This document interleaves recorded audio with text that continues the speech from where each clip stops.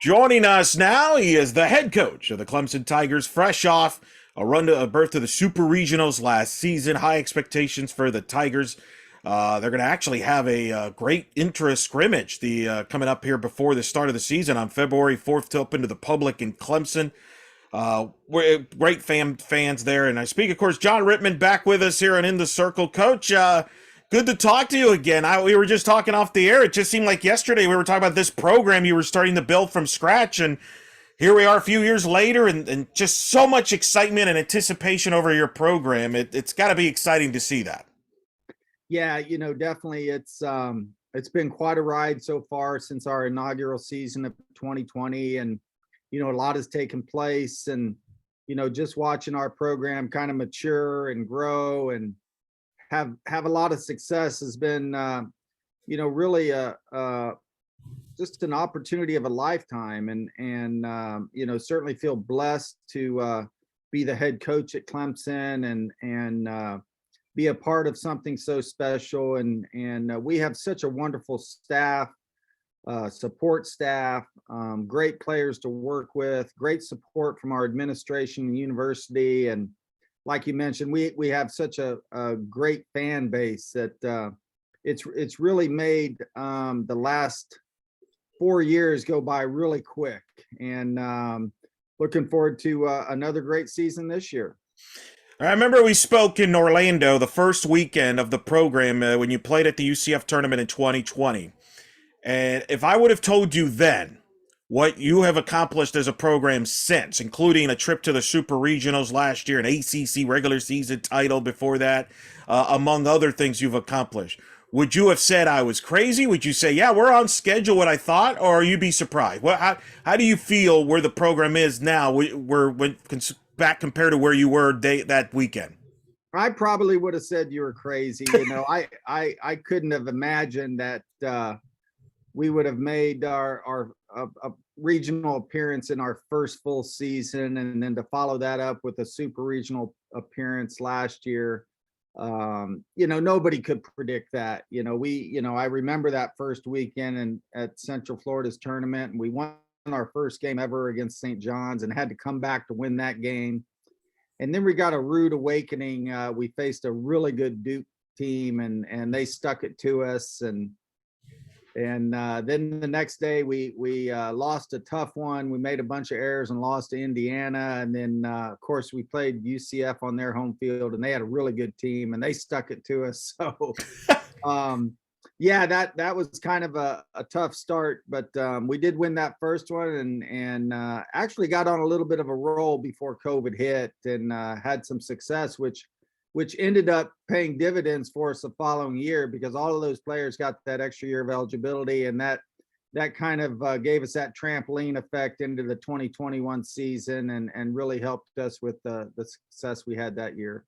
That tournament, it kind of, if you look back on it, I mean, that was like the coming out party for your program. But it was the coming out party for Duke as well, because Duke was kind of in that year mode, and little did we know what the run they've been currently on, and then even UCF at the time with Coach Ball Malone, and look what she's done since. Now, fresh off our super regional trip herself, so that tournament was kind of like foreshadowing the future in a way. I don't know, but that was pretty wild when you look back on it. No question, and looking back on it, I mean. Indiana had a pretty good ball club that year as well, and St. John's was scrappy, and I mean, it was a great opening tournament, and something we'll never forget. That's for sure. Everybody that was involved, Cindy Ball, they were great hosts for us, and St. John's was really great, with having us as their our first game ever against them, and they were really cool about that. So it was a great weekend. Another great weekend was last year when you hosted that regional for the first time. What was that like to be on that field for a regional? Because obviously after the year before where you thought you should be hosting, didn't get to host, you got sent to Alabama. And I know that was part of the motivation coming back last year. To have that moment to host that regional in that environment, what was that like for you? Well, it was just an awesome experience for everybody involved in our program. Like we mentioned earlier, our fan base is second to none. I mean, they show up and support, and they're very knowledgeable. They're in the game. and it was a great opportunity to do that, to be able to host. And but we worked hard for that opportunity. You know, after we lost to Alabama in the regional final the year before down in Tuscaloosa, you know, we told ourselves we've got to get better, and we've got to, you know, do some things differently with our schedule. And we did that. We played an awfully tough schedule last year to have that opportunity to host. And then when we got here and had, you know, really some really good teams, UNC Wilmington with a couple of tough pitchers, and then Louisiana and Auburn, and you know, for us to win it here was really special, and something I know will be in part of our history, but will be in everybody's memories. Yeah, that was a pretty stacked regional, as you mentioned that, and we'll see if down the road if maybe things will be a little more parity down the road, if depending on how they do seeding, because volleyball and women's soccer this fall experimented with seeding 32 teams to try to get rid of try to make it more balanced of a bracket and not be so geography friendly. Do you think softball should look into that? Because let's be honest, you got a stacked regional in part because of geography in a little bit. I mean, a talented Auburn team, Louisiana, Jerry, obviously the South, and then Wilmington winning their conference. That was not an easy regional to get out of. No, it wasn't. You know, I think there's so much parity in our game right now, and you know, really anybody can beat anybody on any given day, but I do believe that seeding is the right way to do it, seeding 32 teams. You know, if other sports are doing it, there's no reason that softball can't do it. And I think it's just fairness. You know, it's tough enough to get out of a regional, but I think it's just fair. You've played all year long to get seeded, and you know, I don't think geography should play a part in it. Right. And I think the example of that was when you got sent to Alabama. I mean, everybody even knew, like, there was no way you should have been sent to Alabama. It's one thing to say, okay, you shouldn't have hosted or should have hosted. That's one thing. But then you got bused to Alabama basically because you could bust there. This would get rid of that. You would not have been sent to Alabama that year if we had 32 seats. So I think that's the perfect example. Yeah, you know, and I've been in this long enough. The NCAA committee has a tough enough job, and you know, when they have these parameters put in front of them, they really have no choice. And I knew that going in. You know, I've like I said, I've done this enough to know the way the chips fall sometimes. But you know, to be fair to everybody involved, they need to seed 1 through 32. What do you want your returners? And you've got a lot of them, a good core back from last year. What do you want them to have learned from that experience of winning that regional and then going to Stillwater and running a great Oklahoma State team and following their season ending there in the Supers? Well, I mean, we definitely want to take the next step, and part of that is being able to get out of the super regional and super regional round and make it to the Women's College World Series, and that's obviously a goal of ours. But there's a lot of work that has to be done to get to that point again, and we really have to stay humble and true to who we are. We have to stay true to our work ethic and our culture and our core values and everything that we preach about day to day, and really take care of the process. You know, every year is different. We've turned the page from last year. This is a new chapter, a new journey, like I mentioned. And, you know, we have to continue to work hard. Don't take anything for granted. We always talk about, you know, last year. The preseason rankings are great for fan interest. They're great for, you know, a start to kind of see where you stack up in people's opinions. But games are won and lost on the field, and we got to show up and perform on game day.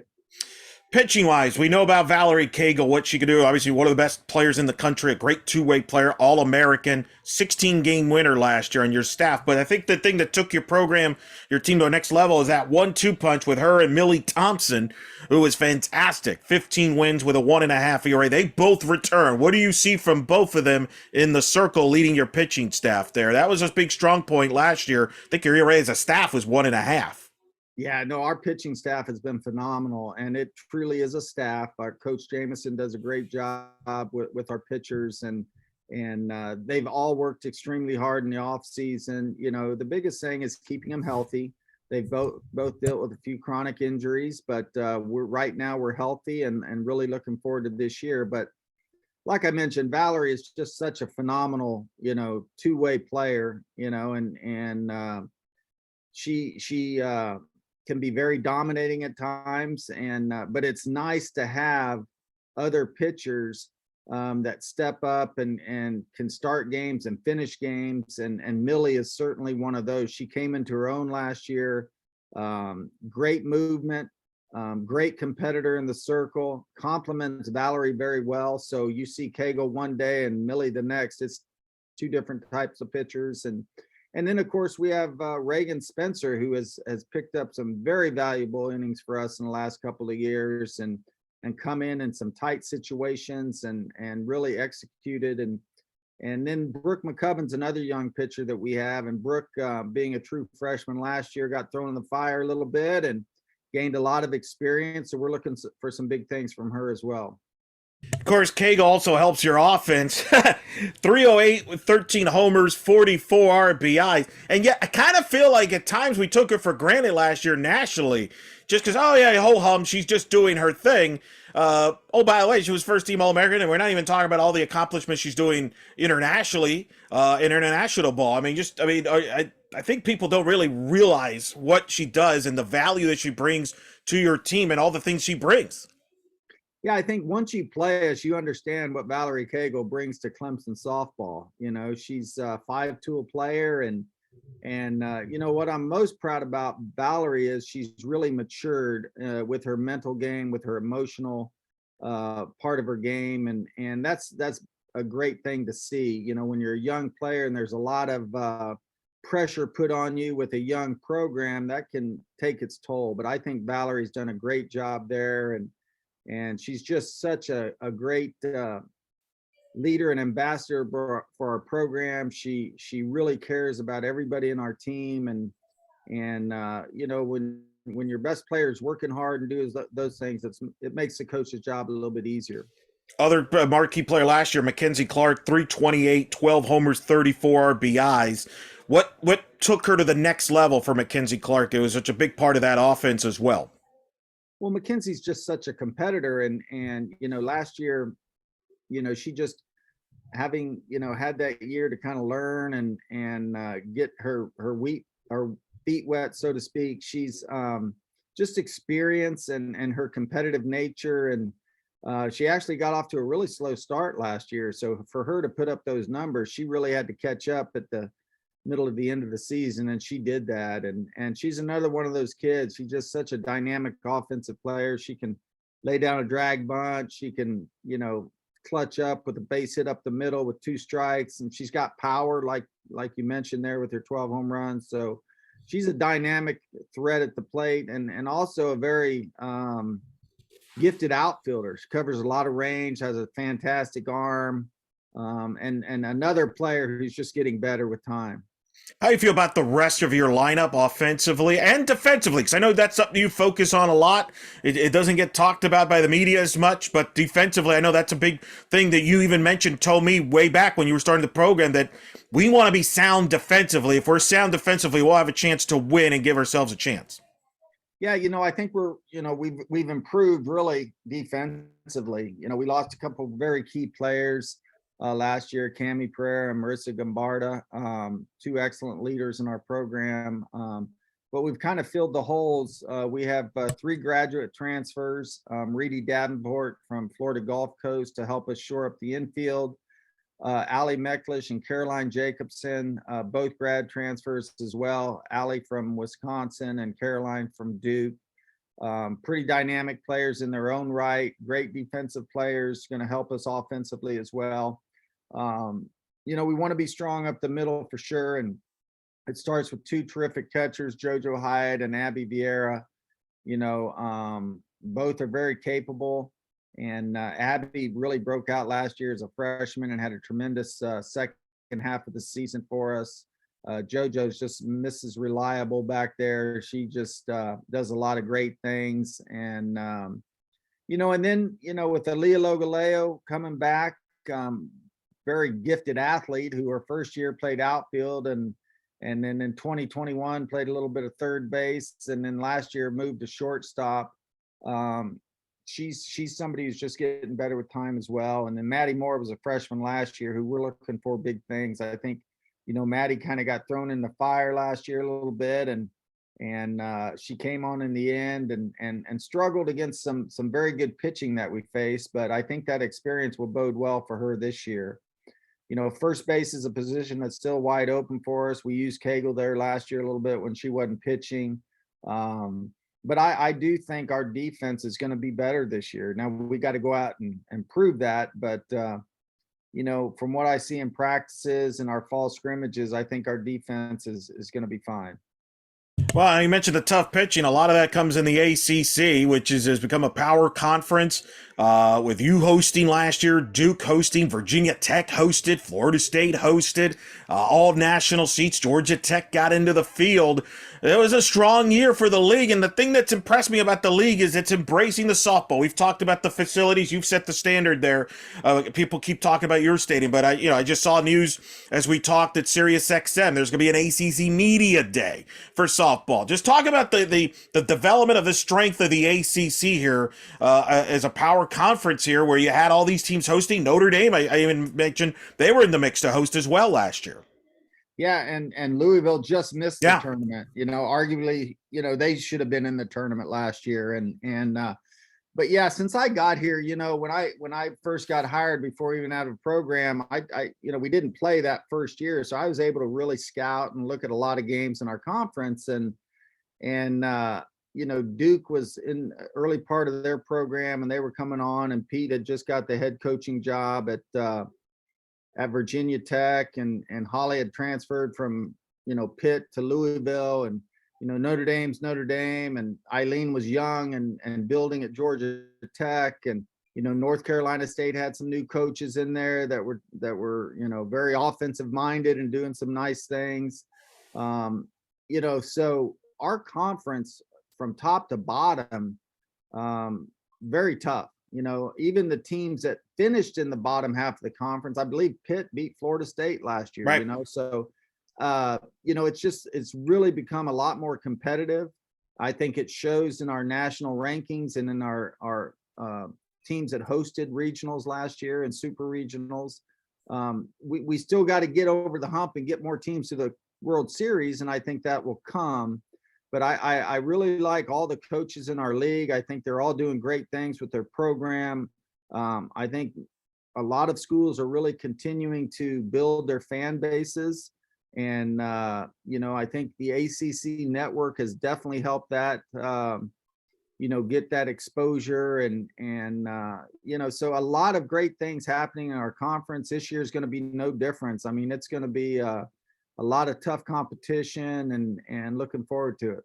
Yeah, I mean, it's remarkable. A lot of people can see a lot of your games throughout the season, streaming, as well as on linear television. Your games are on.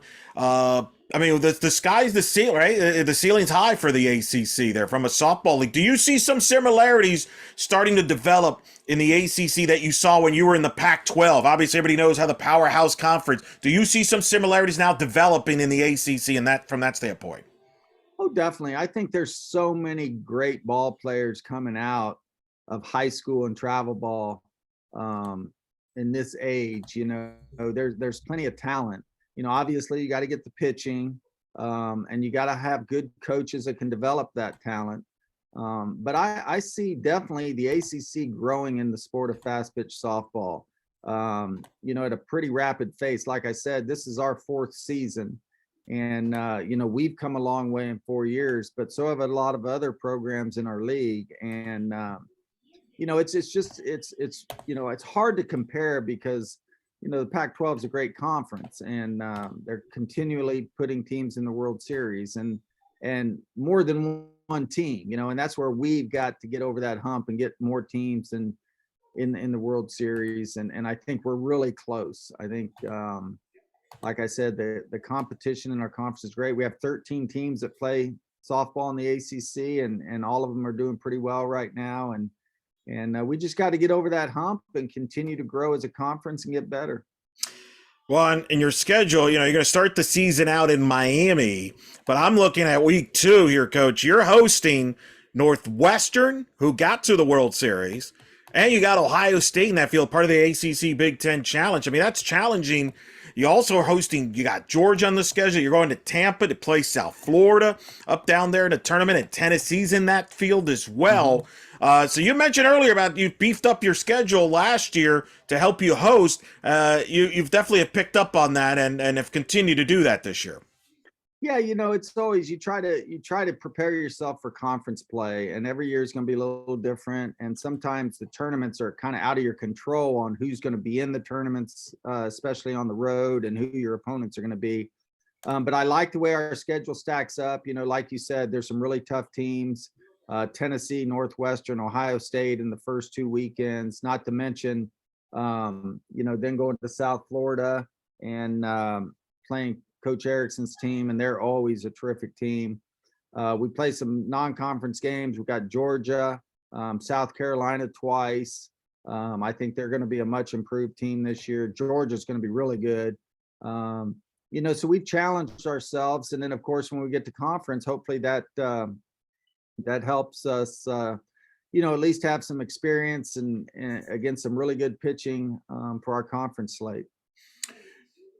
Some other topics in the sport, replay, instant replay. You've gotten to see now, experience it in the postseason things. What's your thoughts on instant replay as far as overall using it? Do you like it? And then as well as the ACC involvement in it? Yeah, I like it. And certainly it's going to be mandatory in our league this year. And I'm in favor for it. I think, the umpires have a tough enough job as it is. And softball is such a quick sport. I mean, it's and our umpires, once you get replay, you kind of realize how good they really are, and not trying to get too many brownie points there. But last year, a lot of times we went to replay and they were right, but I think coaches and umpires just want to make sure that they're getting the calls right. And I think replay definitely helps that. And these players put so much time and effort into it. You hate to see a game, bad call cost you game, or a missed call, I should say, cost you game. And I think replay's definitely taken a little pressure off of the umpires, but also off the coaches to do. I really think last year there's a lot less arguing, and you can go to replay. So I think it's definitely beneficial for our sport. Recently, it's passed. It'll start in July, where that volunteer coaching position will now become a full-time assistant paid position. It'll impact softball. It impacts baseball, other sports as well. Your reaction to that news from the coaching staff standpoint, and the option now that all programs will have to add that position as a full-time? I love it. I think it's more opportunity for us to get young coaches involved. I think over the years we've lost some really good coaches that just couldn't afford to do it, or didn't, have the opportunities. So I think it's a great situation for our sport. I think it's going to help programs get better and develop players. And I think the lifestyle of coaches is going to be better. It's a tough business as it is, and we burn the candle at both ends, but just getting that extra position is going to help us not only prepare for games, but the scouting, the recruiting, the ins and outs of running a top-notch program. And like I said, the opportunity to get more coaches in the game and keep them in the game is going to be really, really a good thing for softball. I'd like to see other positions opened up. I still think we're limited with just 4, and it's funny because, you always talk about funding and how are we going to afford this and how are we going to do this. It's funny how most schools find a way when the rules get passed. Right. Oh, we can't afford 3 umpires in a weekend. That's now we have 3 umpires at every game, and so yeah, it's about growing the sport and continuing to push for not only equality, but pushing to do the right things. Do you think they should go to 5 assistants there? I know Kenny Gajewski has mentioned that, Oklahoma State's head coach. I know there had been talk about 5 before, obviously said going to 4. And look, it's kind of amusing when we're like, I don't know, can you afford 4? I know some people say, can we afford it? I know other sports, I mean, I won't mention the sports, but there's sometimes more assistants on the staff than actual players on the bench. So I feel like we can fit one, right? And that's the key. I think with technology and all the tools that we have available to us as coaches, um, to maximize your ability to help the student athletes get the best experience, I think adding that fifth position is a no-brainer. But I feel like um, limiting that fifth position is, we had the volunteer and we were limiting them, and now you see a lot of programs hiring a video coordinator or a player development Right. position, but we're limiting them into that role. Why not let them coach as well? It's something that I think needs to be fixed, but we'll see what happens, and I'm all in favor of it. That's a great point, right? Like you have all these extra hires, but you're limiting in what they can do. When maybe if you let them kind of take off the handcuffs, if you will, and let them be more involved, then you don't have to create more positions, right? Like Right. yeah, that's an interesting point. I didn't think of it that way. Um, that should be certainly a fun conversation. Hopefully, the next step for the sport moving forward. I think you're right, because this sport has become national. You've mentioned it. Mhm, It's a mhm. national sport. It's no longer, it's not a regional sport that, hey, we gotta. It's a national sport. A lot of people are watching. It's become a fan sport, as you know. Obviously, with your stadium, it's become, Mhm. you have to worry. There's customers now. Yeah. No different than when people that go to professional sporting events. People are now going to make their plans around, hey, I want to go out and watch a Clemson softball game. So I feel like that it's become big time now. There's no question. And even in our facilities, how big do you build a facility? Right. Well, we're kind of, you know, we're already looking to expand our facility, and we're in year 4. And I think a lot of times, over the years we've built facilities and we haven't built them big enough, for the growth of the sport. And now, you're getting a lot of facilities that can't hold a lot capacity wise. And I think you could probably fill a lot more stadiums and build bigger stadiums, and more people could get in and watch Sure. the game. So that's just an area that we have to continue to fight and continue to move forward in. I want to ask you about your current volunteer coach. You brought in Jesse Harper, obviously a former great player at Arizona. Tell us a little bit about that and how that came about and what she brings to your program. Yeah, well, I've known the Harper family for a number of years, and Jesse actually played travel ball with my father-in-law and brother-in-law, and so which actually Cindy Ball played for my father-in-law and brother-in-law. There's a little Wow. fact for you. Along with Jessica Mendoza. No, Mendoza played with Cindy in high school. I take that back. She played for the Panthers. But anyways, back to Jessie Harper. She's just a tremendous personality, a terrific work ethic. She wants to coach. She wants to learn. Obviously, she played for a legend in Coach Candrea at Arizona and learned a lot. Worked with Caitlin Lowe and Lappin and Moat last year on the Arizona staff as a GA. And she really wants to coach, and she came here and as a volunteer, and just dug her heels in and really has done a great job.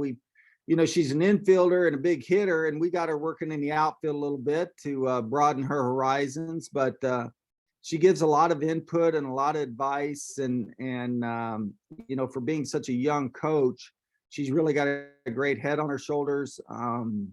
Has a lot of great ideas. And I think she's going to be terrific. She's such a competitor. Excuse me. You could see that when she played. But I think that's transferring into her coaching as well. And really looking forward to, her helping our program and continuing to grow.